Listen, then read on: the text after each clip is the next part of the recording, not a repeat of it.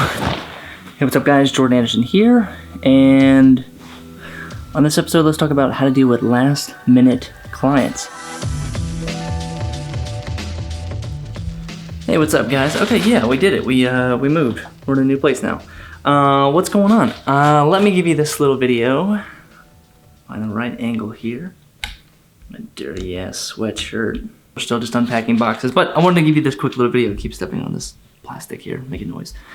Okay, so let's talk about dealing with last minute clients. I think photographers out there have all faced some sort of last minute client. If you haven't faced a last minute client, either you haven't been in business long enough, but you will face a last minute client. Scenario, the best scenario that's happened to me is a bride called Thursday afternoon about a Saturday wedding, and they're like, look, the wedding videographer, we forgot to book one. My dad asked, what are we doing about a wedding video? And I said, I don't know. So I gave you a call, Jordan. So I got on the phone and talked to them on Thursday night. We figured out what they needed, what kind of videos I had to start, in my mind, I'm starting to figure out all the business aspects of everything, trying to understand how much I got to rent, who I got to hire, how far away is this location? Do I need to start booking travel now?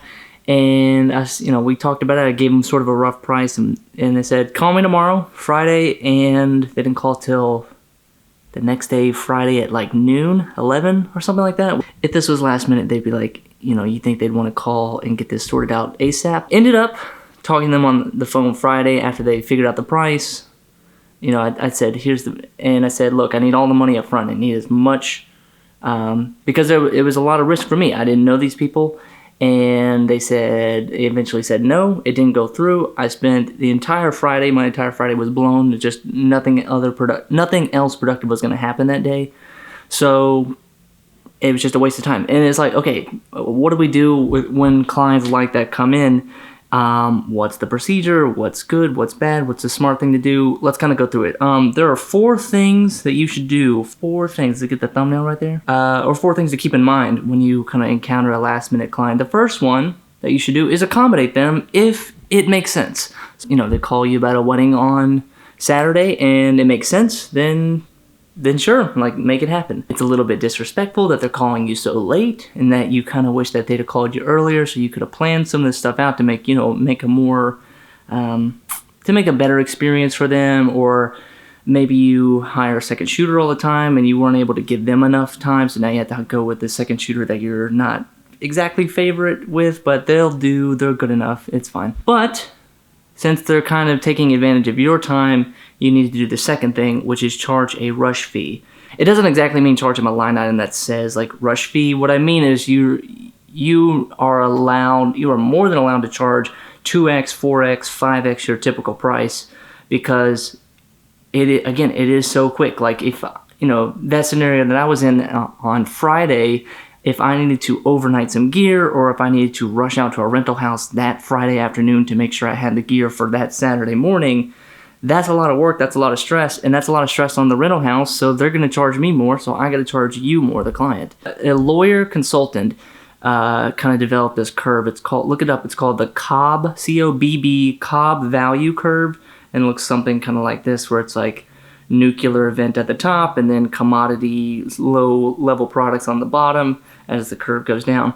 Because this is the thing about rush fees, and like in that sort of nuclear event where it's like it's a do or die situation. If they don't have a wedding photographer or a videographer, then that's it. There's nothing they can do about it. They missed the boat. With charging more, there comes this thing called price sensitivity. Like, how sensitive is a client to price increases or price decreases? Like a really dark situation would be like you're on trial for murder and it's like you're going to go to the jail for the rest of your life, or you're going to get off free. And if you have the money, you're going to hire the best lawyer that money can buy, and you don't care how much it costs because it's your life. So that, or a corporation that their CEO got recorded doing something awful, they need to hire a PR team now to fix this issue because they don't really care what it's going to cost. We need the best PR team out there to solve this issue because our company could go down. This is the same with a wedding client. Like, I don't care how much it costs, Jordan, tomorrow I need you there. I need you to film this wedding. If you're not there, then we have nobody to film it. And this where people say like, oh, Jordan, that means you're price gouging. You're taking advantage of them. No, I'm not. They're taking advantage of you too by calling you last minute. You wish they'd have called you 6 months ago so that you could have had some time to book this and actually properly plan this. They don't respect your time, so I'm not saying spit it back at them, but if they're not going to respect your time, then look, it's going to cost more, it's going to cost extra, and you should not feel ashamed about charging more for this. Okay, the third thing, once you've charged more, and let's say you actually can't do it. So the third thing I would do is send it over to a friend. Refer it to a friend, a trusted freelancer in the area. I can't do it. I'm booked on Saturday, but I have my friend over here who could do it for you. Let me give you his contact information, and we'll get it rolling from there. Here's a rule. Here's a rule for your friends and you yourself. Good friends don't send friends shitty referrals. If you have to type out this paragraph long warning right as you're about to text your friend, hey man, this client, they're really cheap, they're not going to pay on time, they're going to rip you off, they're going to not give you lunch, they're not going to even help you out, and you have to use your own equipment and not going to pay your rental fee, I'm going to send it your way. You interested? And it's like, no. I don't want that. I don't want that at all. Why would you send me such a crappy referral? Why would you send me such a no, dude. Like, I don't want that. If it's so bad for you, why are you sending it to me? Good friends don't send other friends shitty referrals. If it's a bad client, go to step number 4, which is just a decline. Just say, hey, look, I don't think we're going to make this work. This seems like too stressful, or just I'm booked, or you can pretend like you're booked. Look, I'm not available on Saturday. I'm sorry. I wish I could refer you to someone that can help you. Have a nice day. Sometimes that's actually the best policy, is to just decline, because think about it. Think about it as a client. They have not properly planned this. They are thinking last minute. They're frantic. They're calling you. And this is excluding, like, okay, the photographer got sick and they need a replacement. I'm talking just like, we totally dropped the ball on this.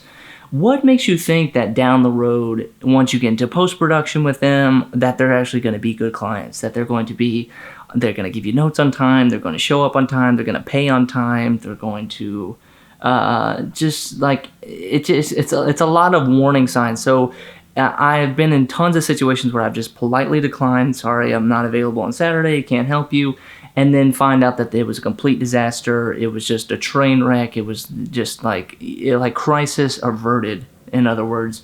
So that's often sometimes the best thing you can do, is just kind of politely decline, say, I can't do it. Let me go back to the rush fee one more time. There is one extra policy I would add in there, and that's try to get your money up front, 100% up front. That sounds crazy, I know, but you have to get your money up front with these people, because you don't know them. You have no trust built up with them. If they are not, maybe they are a family friend that you just got referred to, but you don't know these people enough. You don't know them well enough, and you need the money up front. You need 100% up front, and that's how it's got to be, because you are going to screw yourself if you show up to this wedding with 20% down, or no money down, or hey, I'll pay you when you get here. I need money. I need some kind of confirmation link to say that the money is on the way to my bank account. I know in a business day the money can't immediately show up in your bank account, but you need something to say, I need 100% of the money up front in my pocket. Otherwise, I'm not even going to call the rental house right now. I'm not even going to call my freelancer friend. I'm not even going to call my second shooter to come help me, because I need the money now. Okay, I don't have time. I don't know you. We don't have this trust built up. Nothing personal. I need the money up front. And sometimes I'm like, okay, we don't have the money. We can't come up with that much money at once. I'm sorry. And it's like, cool, fine. So those are the 4 things to keep in mind when you run into a last-minute client. This is not necessarily meaning they're bad clients, but just they're last-minute clients. So take that into consideration. My name is Jordan Anderson. If you enjoyed this, of course, subscribe. But if you really want more from all this than just a video, maybe you like reading more than watching a video, you can go to jordanpanderson.com and sign up for my daily newsletter, and I'll send you a daily email. Every single day you get an email from me. Maybe I usually skip Sundays or Saturdays, but I'll send it to you. Thanks for watching, guys. My name is Jordan Anderson, and we'll see you hopefully when the studio offices built out. Coming soon. But yeah, just close it right here, Jordan. Just drop in the okay.